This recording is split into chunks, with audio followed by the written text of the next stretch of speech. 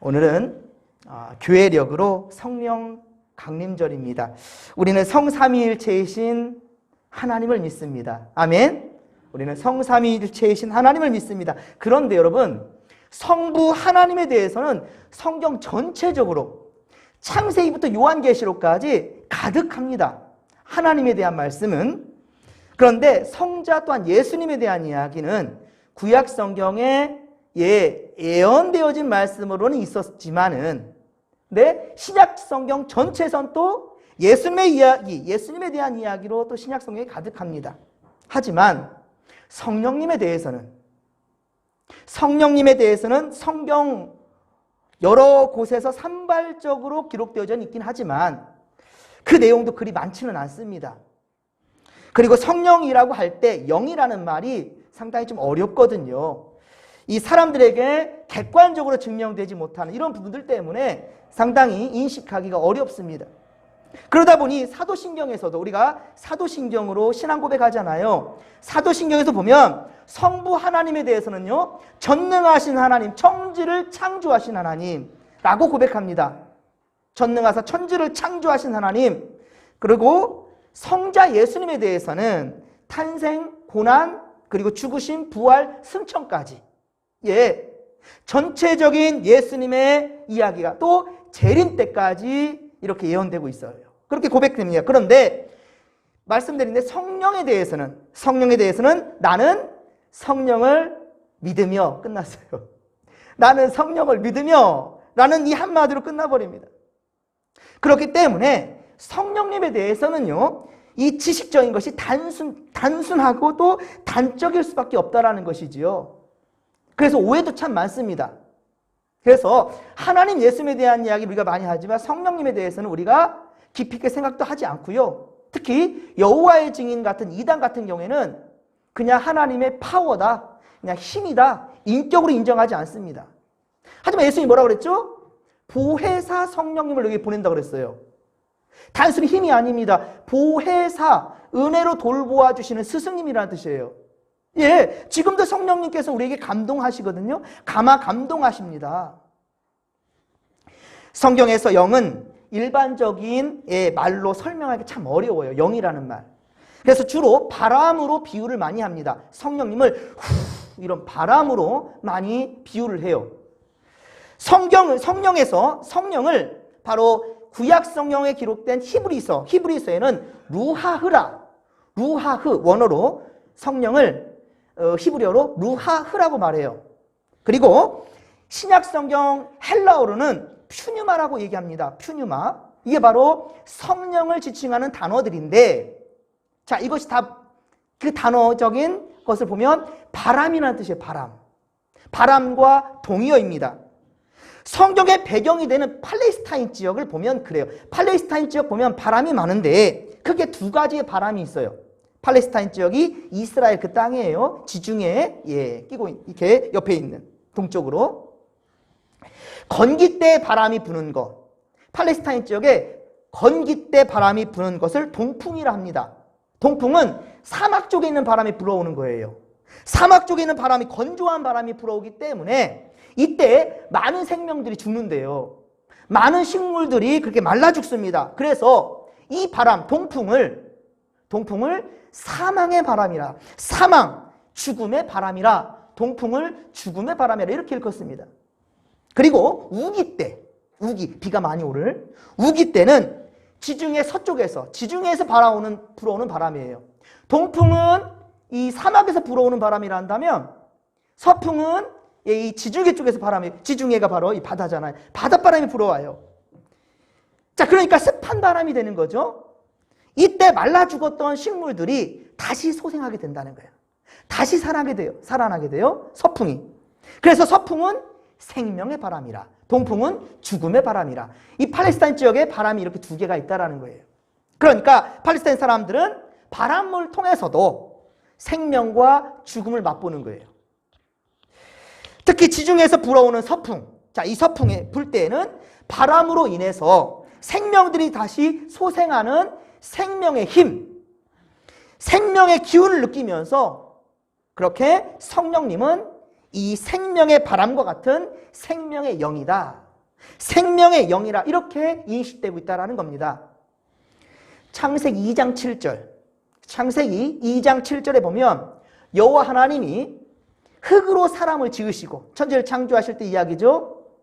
흙으로 사람을 지으시고 생기를 그 코에 불어 넣으시니 사람이 생명이 된지라 라고 말씀하고 있어요. 여기 생기가 뭐냐? 바로 하나님께서 인간에게 불어넣으신 생명의 바람이라는 거예요. 생명의 바람이야. 그 생명의 바람에 의해서 흙이라는 그런 무생물이, 흙은 무생물, 그 흙이라는 무생물이 곧 생명이 되었어요. 곧 생명이 된지라 라는 거예요.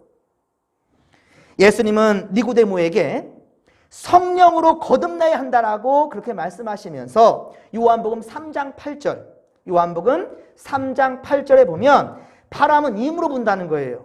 바람이 임으로 불매 내가 그 소리는 들어도, 후 하는 소리는 들어도 그 바람이 어디서 와서 어디로 가는지를 네가 알 수 없다.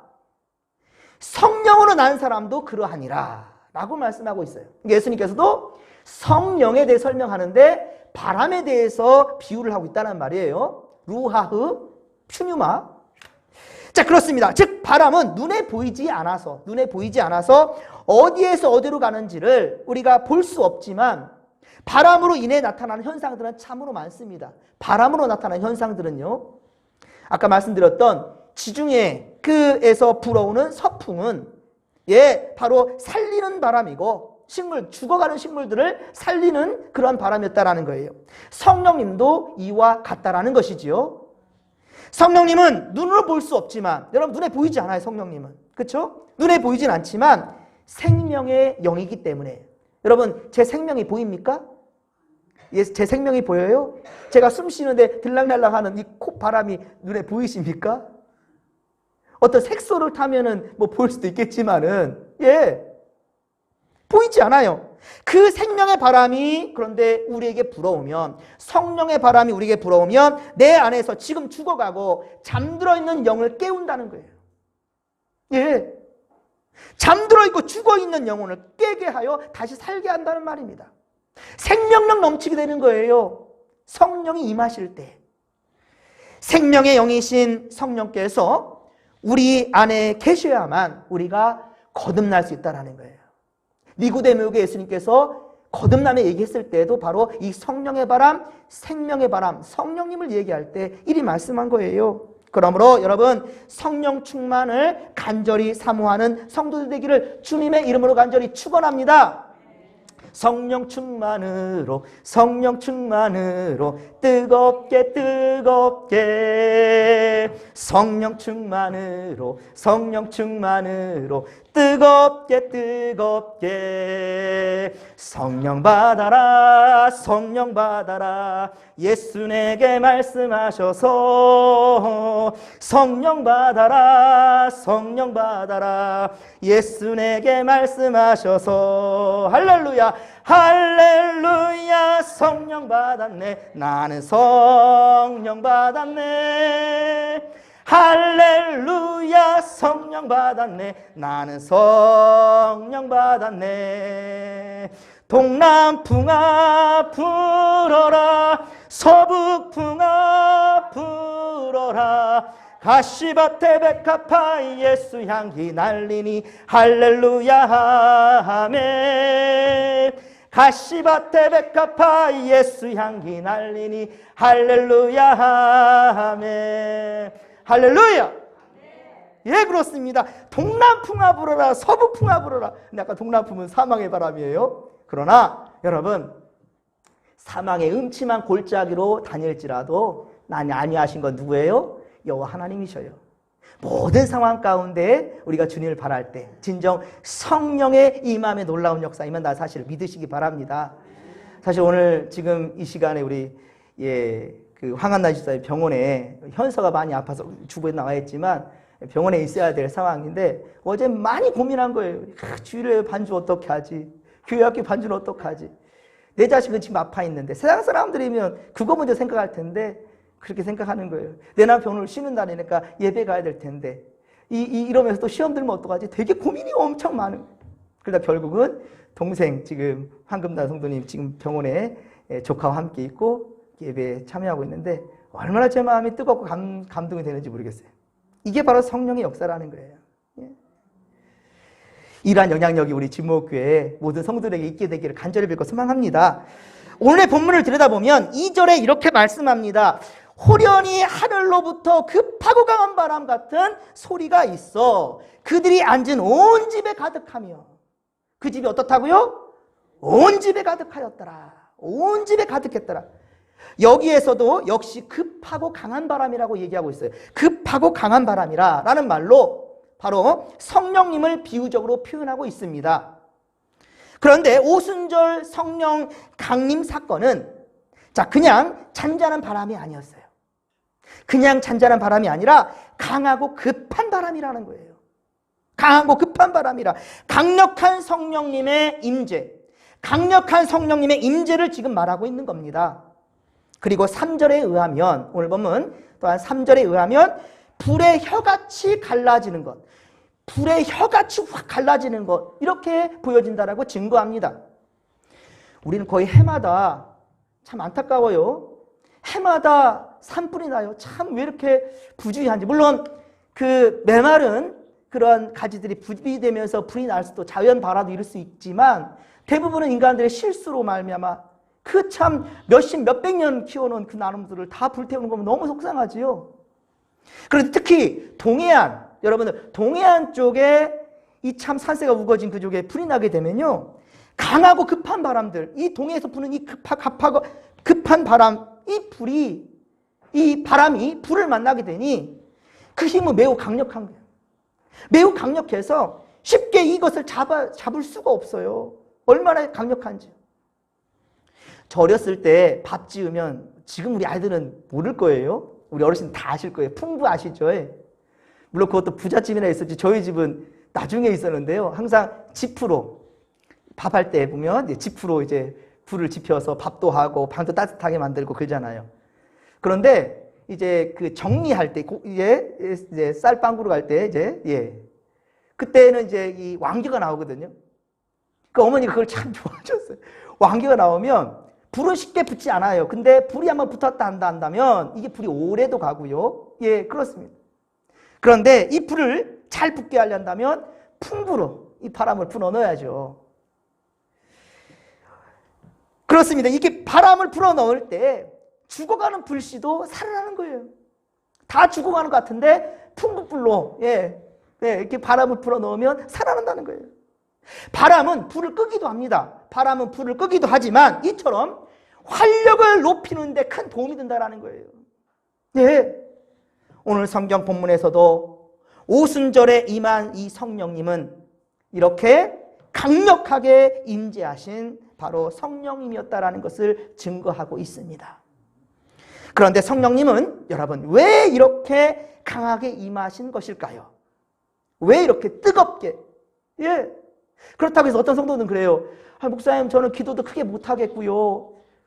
이때 이제 일어난 것이 방언이거든요. 저는 평생 방언도 하지 못하겠고요. 뭐 어떤 남의 기도하는데도 기도가 왜 이렇게 무서운지 기도도 잘 못하겠고요. 이렇단 말이에요. 여러분, 성령님은요 무조건 크게 뜨겁게 막 이렇게 임하는 그것만이 아니에요. 여러분들, 어머니 품처럼 잔잔하게, 포근하게 이렇게 임하시는 분도 있어요. 그런데 오늘 이 성령 강림에는 왜 이렇게 뒤집어지게 이렇게 임했던가? 그것은 여러분 제자들 때문이었어요. 제자들이 얼마나 믿음이 없고 무기력했으면 용기도 없는 존재들이었다 한다. 그들은 십자가 사건 때, 예수님 십자가에 매달려 돌아가실 때 어땠습니까? 그들은 스승이신 예수님을 배반하였고 모른다고 부인하였고, 그리고 십자가 불똥이 자신들에게 튀지는 않을까, 십자가의 불똥이 내게 튀지는 않을까, 그렇게 조심하면서 비겁하게 예수님을 버리고 도망갔다라는 거예요. 3년 동안이나 예수님을 따라 함께 하였건만, 3년 동안 예수님은 함께 하였건만 제자들은 고난 앞에서 생명의 기운이 하나도 없는 죽은 상태처럼 그렇게 되었단 말입니다.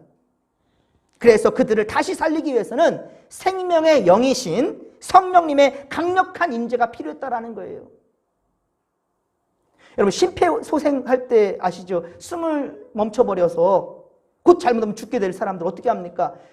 그냥 후간이에요. 그렇죠? 강하게 압박하면서 발음을 불어넣어주죠. 강력함이 필요했다라는 겁니다. 성령의 강력한 임재가 이들에게 필요했던 거예요. 그리고 강력한 성령님의 임재를 경험한 제자들은 어떻습니까? 다시 살아났어요. 변화가 됩니다. 사도행전 2장 11절, 사도행전 2장 11절의 말씀 마지막 부분에 본다면 이렇게 기록합니다. 하나님의 큰 일을 말함을 듣는도다. 사람들이 이제 이들의 말을 듣는다는 거예요. 성령의 강력한 임재를 경험한 이 제자들은 이제 담대하게 세상을 향해 그렇게 하나님의 큰 일을 선포한다는 것입니다. 그전에는 비겁해서 숨어버렸지만 이제 성령이 임하니까 그 담대함을 가지고 이제는 선포하니 사람들이 그 말을 듣더라 라는 겁니다. 고난을 피하지 않고 담대히 맞서는 용기를 그들은 갖게 되었고요. 성공과 실패에 얽매이지 않고 이 거칠고 험한 세상의 현실 속에서 하나님의 방법과 뜻대로 그렇게 살아내는 강한 의지와 그리고 믿음의 용기를 가질 수 있게 되었단 말입니다. 그러니 여러분 성령의 임재함을 사모하십시오. 갈급하십시오. 성령님 나를 다스려 주시옵소서. 처음 첫사랑을 회복할 수 있도록 도와주옵소서. 여러분 이러한 기도를 하십시오. 특별히 성령 강림절 이때 반드시 성령이 임하면 교회가 세워져요. 성령이 임했을 때 비겁했던 제자들이 다시 모이게 되었어요. 여러분 우리 진목교회도 새로운 성령의 바람이 불어올 수 있기를. 새로운 것은 아니에요. 항상 계셨던 성령님이셨어요. 하지만 우리가 성령님을 어때요? 세상의 가치관과 방법으로 밀어내었지요. 그 바람을 밀어내었어요. 하지만 다시 불어넣으면 됩니다. 단지 생명만 불어넣어 질질 끌려가는 삶도 아닙니다. 탐욕으로 가득한 이기적인 데에서 벗어나야 되는 그게 중요하다는 거예요. 그래서 진짜 성령이 임했을 때 그리고 항상 성령님을 갈급하고 성령 충만함을 사모하게 되면 어떤 변화가 있는가? 여러분 사도행전 2장 44절 사도행전 2장 44절 이하는 초대교회 때 성령 체험한 자들의 모습이에요. 교회가 어떻게 변했는가 한번 보십시오. 내 자유로운 의지와 자원하는 마음이었어요. 누가 시켜서가 아니에요. 자원하는 마음. 하나님 그걸 기뻐하십니다, 여러분. 누가 시켜서가 아니라 자원하는 마음이에요. 자원하는 마음. 그렇습니다. 이 마음으로 서로의 것을 나눌 줄 알았게 되었어요. 서로의 것을 나눌 줄 아는 넉넉한 마음도 갖게 되었단 말입니다. 여러분 이때 초대교회 때 예수 믿는 사람들은 계속 핍박을 받아왔어요. 그 사람들의 삶이 넉넉했겠습니까? 그렇지 않아요. 넉넉하지 않았습니다. 그런데 그들은 가진 것으로 나눌 수 있는 물질은 적을지언정 나눌 수 있는 풍성한 마음, 넉넉한 마음이 있었다라는 거예요. 마음의 여유가 있으니까 어떻습니까? 감사가 넘치는 거예요. 어떤 사람들 보면 항상 불평불만만 입에 달고 다니는 사람이 있어요. 감사할 줄 몰라요. 9개 가졌으면 아이고 많이 가진 줄 알아야지요. 그런데 하나 더 없다고 불평해요. 그래서 99개를 하나님이 채워주셨어요. 그럼 감사할 줄 알아야 되겠죠. 아니요 100개가 안 됐다고 불평해요. 마른 떡 한 조각만 가지고도 감사할 줄 아는 그런 마음이 없다라는 거예요. 그냥 내게 부족한 거 채우려고 그래요. 그러니까 어때요? 없는 자 거를 뺏어가지고 채우려고 하지요. 이러면 안 되는 거지요. 여러분 마음의 여유를 갖게 되기를 주님의 이름으로 간절히 축원합니다. 내 집에 무엇을 채우려고만 생각하지 마시고 성전에 무엇을 하나 더 놔볼까? 성전의 빈자리를 내 사랑하는 사람들로 채워놓으면 하나님 얼마나 기뻐하실까? 바로 초대교회 사람들의 마음이 그랬습니다. 그랬더니 사도행전 2장 41절 사도행전 2장 41절에 몇 명이 모였습니까? 사도행전 2장 41절 몇 명이 모였어요? 3,000명이 모였대요. 그리고 사도행전 4장 4절. 사도행전 4장 4절에 가면 믿는 수가 얼마나 됐답니까? 5천 명이나 됐답니다. 예, 하나님의 나라는 줄어드는 게 아니에요. 계속해서 세포 분열이 돼야 되는 겁니다. 그래서 옛날에 좀 성장하는 교회에 대해서 옛날에 좀 나왔던 말들이 뭐 지금도 쓰는 교회들 많습니다. 셀이라는 표현을 많이 썼어요. 목장을. 예전에는 구역이라고 그랬잖아요. 구역. 성경적인 말로 본다면 구역이에요. 하나님께서 구역을 이렇게 나눠주셨거든요. 예. 그런데 이것이 어느새 목장. 우린 지금도 목장으로 씁니다. 예, 그쵸? 목자 대신 예수님을 생각하고 우리는 목장이라 1목장, 2목장, 3목장, 4목장, 5목장, 6목장 이렇게 하는데 어느 교회는 셀이라는 표현을 썼었어요. 들어보신 분도 있을지 모르겠지만 셀이라는 게 바로 세포라는 뜻이에요. 즉 뭡니까? 세포는 계속 죽고 살고 죽고 살고 계속 변해가는 거예요. 풍성해지는 겁니다. 세포 분열이 그런 거예요. 그렇게 돼야 된다는 거예요. 그것을 바로 초대교회 때는 이루었다라는 것이지요. 성령님이 임하면 능력이 나타난다는 것을 증거하는 거예요. 성령의 임재하심. 이것이 바로 또한 성령 받은 성도들의 선한 영향력이라는 것이지요. 사랑하는 성도 여러분 어떨 때 삶의 보람을 느끼셔요? 어떨 때 삶의 보람을 느끼시는 것 같아요? 어떨 때 활력이 넘치십니까? 원하는 대로 일이 잘 풀려질 때요? 원하는 대로 일이 잘 풀려질 때? 게임에서 이겼을 때?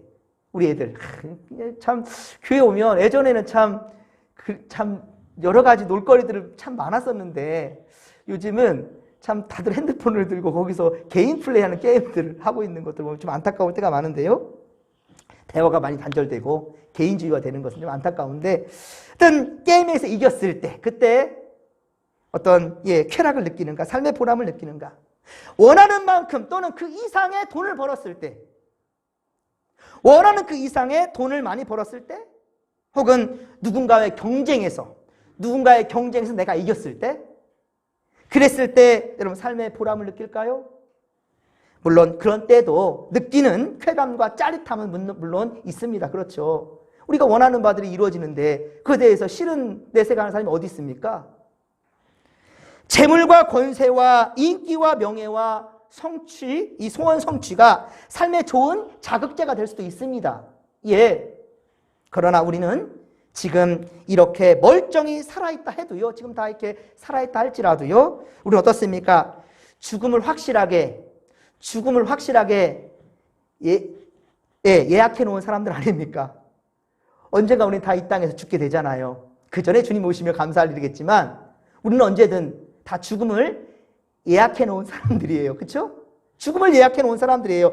최첨단 의학의 도움을 받는다 한다 할지라도 생명을 조금 연장을 시켜도 시킨다 할지라도 죽음을 완전히 극복할 수는 없지요. 그러나 여러분 성령님은 우리에게 예수 그리스도를 알게 하셨고 예수 그리스도를 영접하고 믿고 의지하고 따르게 살게 하시며 결국은 어떻습니까? 생명의 길로 인도해 주신다는 거예요. 세상 모든 사람들은 이 땅의 삶이 마지막으로 생각하지만 우리는 반드시 하나님 나라가 있다는 거예요. 여러분 이 땅에서 100년, 그래요. 100년까지 산다 할지라도 제대로 거동도 못 하실 텐데 그게 행복입니까? 그래도 100년을 샀다 칩시다. 여러분 이 땅에서 100년을 사실 겁니까? 주님 나라에서 영원히 살겠습니까? 여러분. 그렇죠 여러분. 여러분 분명히 우리는 천국을 바라며 살아가는 이 천국 소망을 잊어서는 안 되는 거예요. 세상 맛보다가 그런데 그 천국 가는 길을 잃어버릴 때가 너무 많다니까요. 세상 것 보다가 잊어버려요. 때로 여러분 그런 적 있죠. 세상 일 막 하다 보면 거기에 너무 심취되다 보니까 아이고 오늘 주일이었는데 까먹었네. 이런 성도들은 없지요. 참 우리 박영배 우리 권사님 오늘 이렇게 나오셨는데 얼굴 보자마자 정말 너무 반가웠어요. 그래서 요즘 분주하고 바쁜 그런 농번기. 사실 그래요. 한두 주, 세 주, 네 주 빠지기 시작하면 꼭 교회 가야 되나? 이래저거든요. 이게 세상의 유혹인데 우리 권사님 참 너무 고생하시면서도 이렇게 주의를 저는 지키려고 하는 저 모습에 하나님 정말 진하게 이뻐하실 겁니다. 할렐루야. 이런 노래 있어요. 요즘 오늘 찬양이 제가 잘 못하지만 가사에 심취되십시오. 죄 많은 이 세상은 내 집안이네. 내 모든 보화는 저 하늘에 있네. 저 천국 문을 열고 나를 부르네. 나는 이 세상에 정들 수 없도다. 할렐루야. 이 세상에 정들 수 없도다. 이 세상을 사랑하지 말라는 말이 아니에요. 그러면 하나님께서 이 세상을 이처럼 사랑해서 독생자 예수님을 주셨잖아요. 우리 세상을 살아가고 세상을 위해서 사랑해야 할 사람들 맞아요. 그런데 이 땅에만 발 붙이고 있으면 안 된다는 거예요. 여러분, 야구에서요, 홈런을 때려도요, 안타뿐만 아니라 홈런을 때렸어도 계속 1루로 달릴 생각을 하지 않으면 점수를 낼 수가 없습니다. 2루타를 때렸어도요, 여러분, 이 홈에 계속 발 붙이고 있는 한 1루로 갔다 할지라도 이곳이 조사원이 이래버리면 1루로 갈 수 있는 기회를 놓쳐버려요. 무슨 말 알겠습니까? 이 땅이 좋기로서니 하나님 나라보다 더 중요한 거예요. 여러분, 이 땅의 상급을 바랄 것이 아니라 하나님 나라의 상급을 사모하시기를 주님의 이름으로 간절히 축원합니다. 그렇습니다, 여러분. 우리가 지금 예수 그리스도의 십자가의 은총과 부활의 능력을 의지하며 하나님의 진리와 그리고 생명의 말씀을 따라 살아가고 있다 한다면, 여러분, 우리는 우리가 느끼던 느끼지 못하던, 우리가 느끼던 느끼지 못하던 생명의 영이신 성령 하나님께서 지금 우리 가운데 임재하고 있다는 사실을 믿으시기 바랍니다.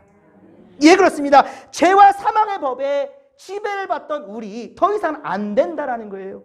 죄와 사망의 법에 우리가 매여 있을 수가 없습니다. 예수 그리스도의 생명, 바로 구원의 지배를 받도록 이끄시는 성령 하나님, 생명의 영 늘 사모하며 부르시기를 바랍니다. 성령님은요, 생명의 영이기 때문이에요. 생명의 영이다. 세상 많은 사람들은 한평생 주어진 대로 살다가 가겠지만은, 그러나 여러분, 우리의 삶이 죽음이라는 종착지가 아니라는 거예요. 우리의 삶은 죽음이라는 종착지가 아니라 죽음을 뛰어넘은 부활의 새 생명으로 나아가야 된다는 사실을 여러분들 명심하시기 바랍니다. 이렇게 이끄시는 성령님을 항상 의뢰하십시오. 그리고 나를 다스려 주옵소서. 성령님, 나를 다스려 주시옵소서. 막 분노가 치밀어 오를 때 그냥 내버려 두면 안 돼요. 그때요, 옳코니 잘 됐다 싶어요. 누가? 마귀들이요.